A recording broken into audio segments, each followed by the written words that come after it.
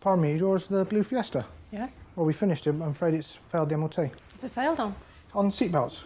What's wrong with them? Well, they're damaged. Tell you what, if you want to come with me, I'll show you.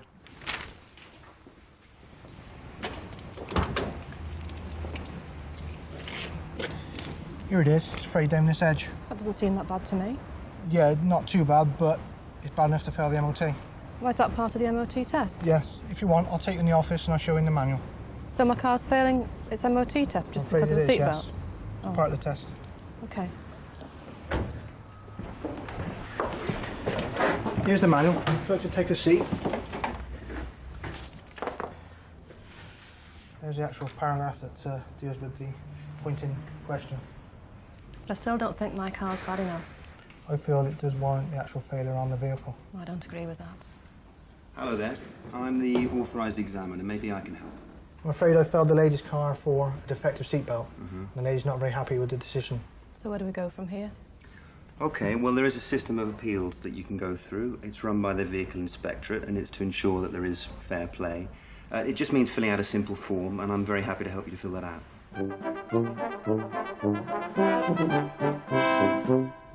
With 19,000 test stations in Britain, with around 50,000 testers testing over 20 million vehicles, there needs to be a clear system in place for that rare occasion when things are not always cut and dried. On those occasions, the Vehicle Inspectorate VI are here to see that the criteria set in the manuals have been met. VI's Colin Gibson's going to take me through what happens. Colin, how would you recommend a garage deals with our unhappy customer? Well, the first thing is don't panic, and the second thing is don't give in to blackmail. What I suggest to do is that they open up the tester's manual and show the customer the defect in the manual, explain to the customer that the manual doesn't give them the option to pass it if it says it that they have to fail it. And that should hopefully solve most problems. Right, so how does VI find out about this vehicle? Well, at the end of the day, if the customer still isn't happy, they've got a right of appeal. Now, what they can do then is bring the vehicle to us for us to re-inspect it and do the appeal. So if we go back a stage now, what happens at the test station if the vehicle presenter disagrees with the outcome of their test? Well, if the garage can't sort it out there and then, they can give the owner a VT17, which is the name of the form that they fill in when they want to put an appeal in. They explain to the customer that if they send the form with a full current test fee to our local area office, then we'll come and re-inspect it and do the appeal. Right, is there any information that you can give to the customer about the appeals? Yes, there is. It's on the back of the notification of refusal, and on the notice board that every garage has got, there's a poster that goes through the appeal process, and at the bottom of the poster, it actually gives the address of the local area office. Now, Colin, presumably there is a time scale within which you can appeal. Yes, there is, and that's laid down in regulations, and that's 14 working days from the issue of the notification of refusal. Colin, when will VI re-inspect the vehicle? Normally within 24 hours of receiving the appeal. What sort of test will VI do? What we'll do is the same test that the garage did, basically. We'll use the same procedures, the same standards, and the same equipment, if possible. Now, can the complainant make repairs before VI tests the vehicle? Not really, no, because once they've repaired the thing, there's nothing for us to inspect, so there wouldn't be any point in doing an appeal. So what happens at the end of the VI test, then? What we do, we'll either pass it or we'll fail it, depending on what we've found. And will the authorised examiner get to watch this inspection? Yeah, we always invite the authorised examiner and the tester to come along, firstly to make sure that everything's above board and is fair, and secondly for them to have a look at any defects that we do happen to find. Now, can the complainant actually make any repairs before VI inspects the car? No, they can't, because if they do any repairs, then really there's nothing for us to look at, so there wouldn't be any point in us doing an appeal. What happens if you find a new fault?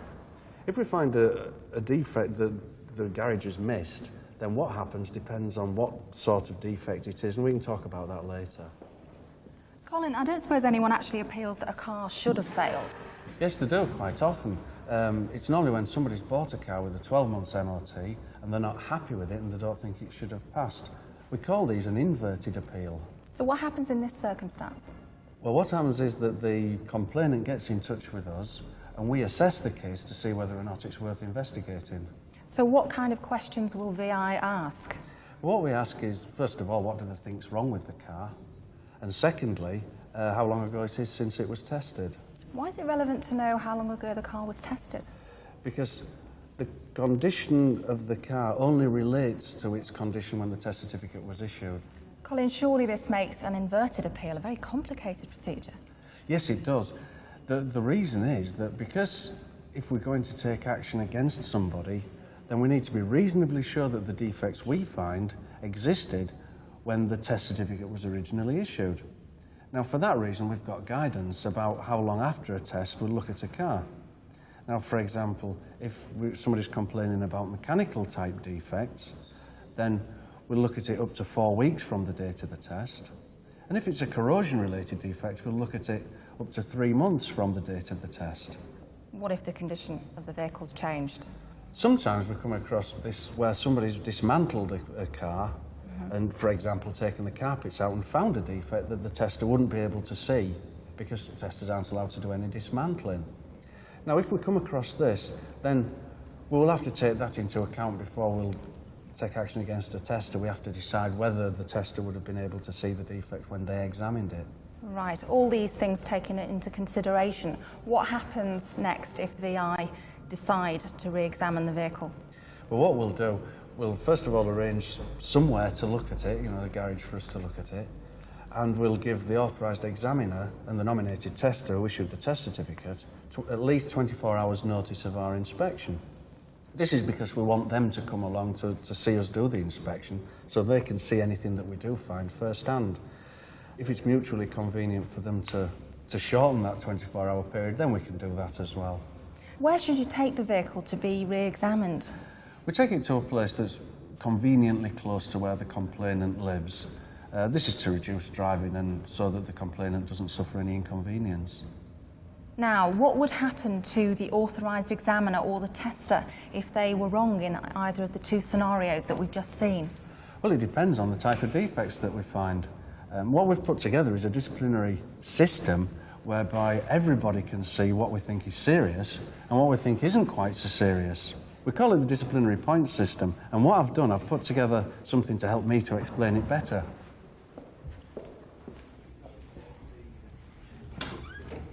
I've done this presentation to show you the basics of the points system. The details of it are in the guide for people to read for themselves. So in general, Colin, what happens if disciplinary action is required? Well, the points system applies to both authorised examiners and to nominated testers. It's important to realise, though, that it's not some sort of purely disciplinary system. It's there to identify where people need help and advice. We only actually take formal disciplinary action in a very small minority of cases. For example, I can show you with authorised examiners. Now, you can see from these figures that for 92% of authorised examiners, we took no formal action at all. 7.3% of the authorised examiners were sent a formal warning, and only 0.7 were actually withdrawn. So in other words, 92% of testing stations are doing a very good job and there's no need to use disciplinary action against them. Now, this chart shows nominated testers. As you can see from this chart, last year 98% of nominated testers had no action taken against them at all. Only 1.5% had a formal warning, and 0.5% were actually disqualified.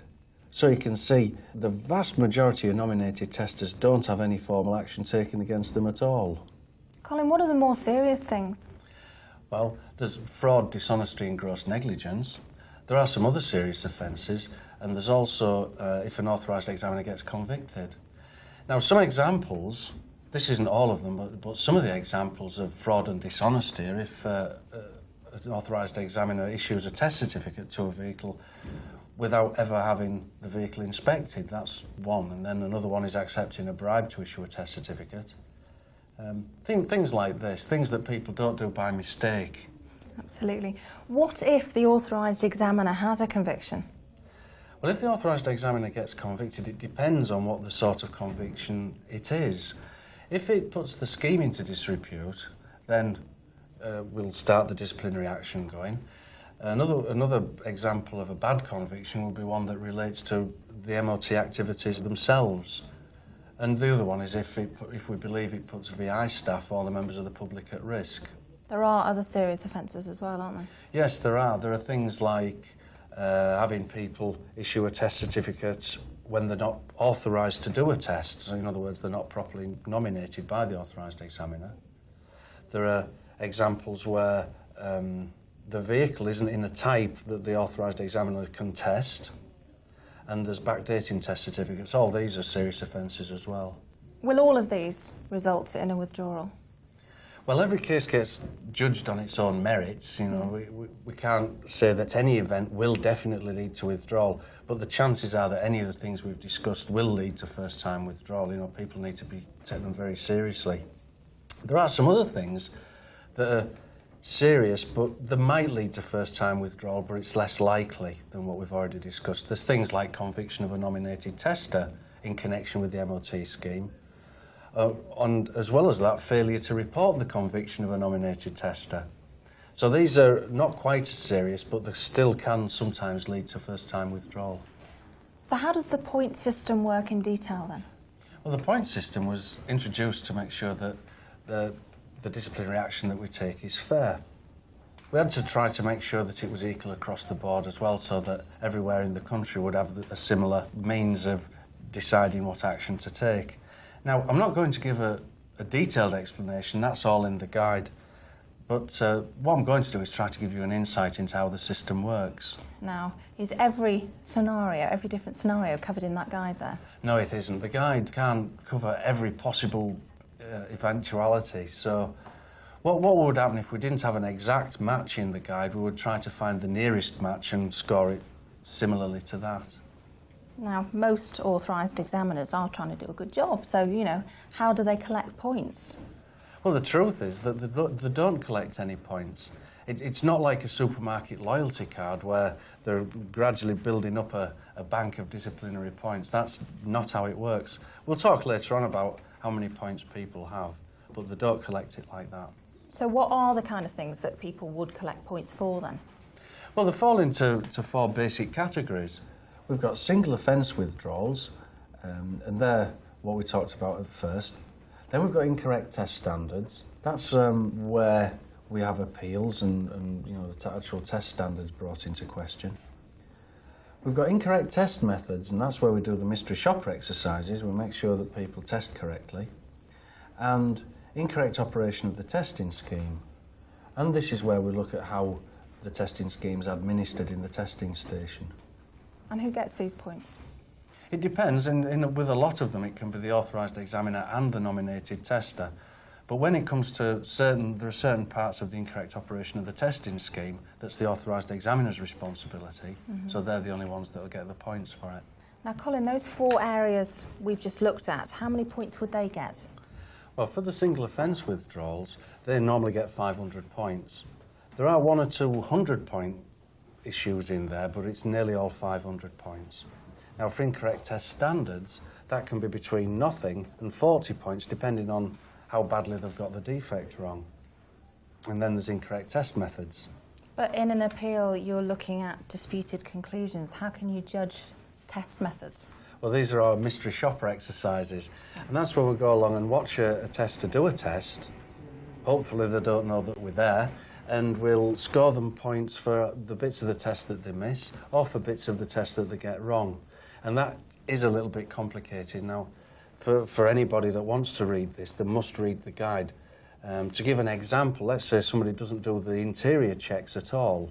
Now, if you scored every single item with its separate point score, it would add up to an astronomical figure, so we cap them at the interior check, for example, is capped at 30 points. Now, incorrect test methods, that also covers retests And split testing, and I'll briefly explain what we mean by that. By the regulations, a retest, unless it's a free retest, an official free retest, has to be a full test. So the disciplinary system caters for people who don't do a full test. Now, split testing, that's where we have two nominated testers, or a nominated tester and a non-nominated tester who share the test. Now, again, that's something that we don't want to happen, so the disciplinary system copes with that as well. Right, now what about the incorrect operations of a testing scheme? Well, that depends on what we find, Claire. I can give you a few examples to illustrate it. Breaches of security, where, say for example, the safe keys are left hanging about. Now, provided it doesn't lead to the loss of test certificates, that'll only get 30 points. If it did lead to loss of test certificates, then that would get 70 points. If you've got a piece of a test equipment that isn't working properly, that can get either 20 or 50 points. And that depends on how important the piece of equipment is and just exactly what's wrong with it. Failure to offer appointments, or unjustified refusal for test, or failing to allow a vehicle presenter to watch a test, that can get 50 points. Not having the tester's manual available for the testers to read, that gets 30 points as well. Colin, you use the point system assessing new testers, don't you? Yes, we do. When anybody wants to become a tester, they've got to do the 2-day nominated tester training course, and then after that they go back to the workplace and we'll send somebody out to watch them do a test. Now, when they watch them do the test, we use the point system to assess whether or not they can start testing. It's so that we can apply a national standard. How do people know how many points they've got? The only points that anybody has are those that are on the most recent formal warning letter. If they haven't got a formal warning letter, they haven't got any points. Now, a formal warning letter is a letter that somebody gets in the post once we've reached the end of the disciplinary line. They're still testing, and I've got a graphic here to talk you through the process. What happens is that when we have a case that we need to have answered, in other words, we're going into formal disciplinary action, we send the authorised examiner and nominated tester, as appropriate, a contemplated disciplinary letter. This tells them what we're accusing them of and how many points we think it's worth.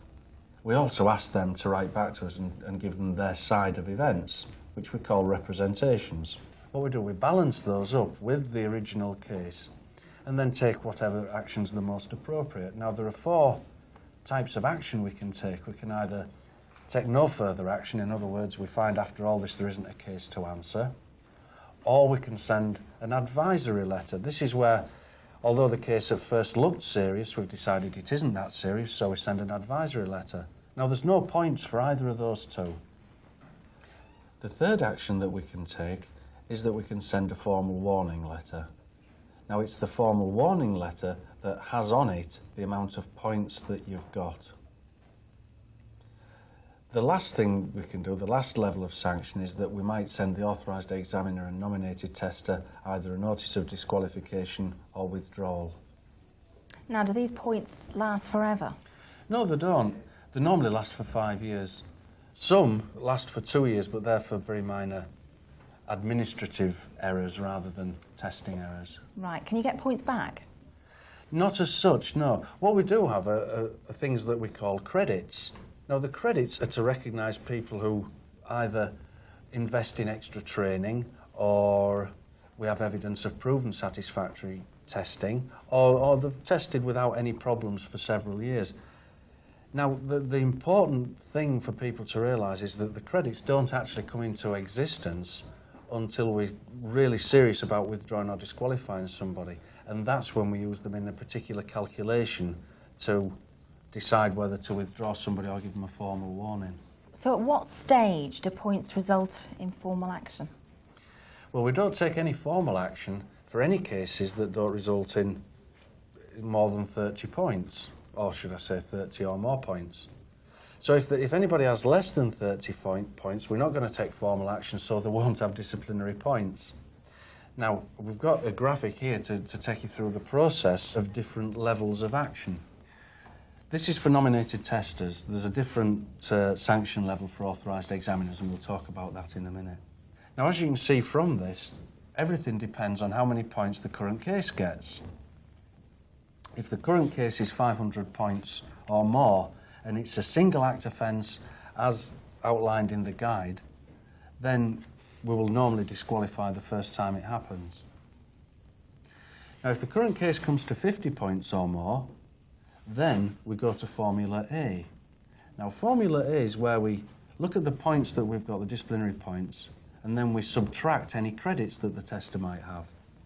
If that reduces the point score to less than 50, then we'll give the tester a formal warning.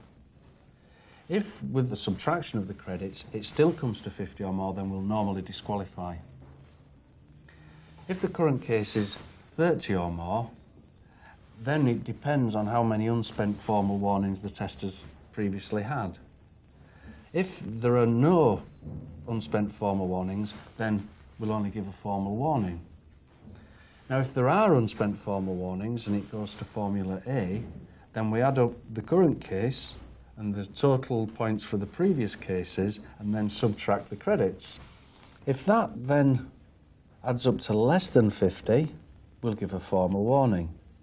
If it adds up to more than 50, then we can disqualify the tester. If a tester has a case and it doesn't score 30 points, then we don't take any formal action at all, and what we do is advise the tester. Now, Colin, you mentioned it was different for the authorised examiner. It is. It's different because we've got different sanctions for authorised examiners. Again, I'll talk you through the flow chart and we'll go through it like we did with the nominated tester. It all depends on the points allocated with the current case. Now, like the nominated tester, if the case that led to the action being taken is 500 points or more and it's a single act offence from the guide in Appendix 8.1, then we'll normally withdraw for that offence. If it scores between 70 and 500 points, then we look to the records to see if there are any previous formal warnings. Now, if we have formal warnings on file that added up to 70 or more, then we'll move on to Formula A. But if the formal warnings that we have on file don't add up to that, then we'll issue a formal warning.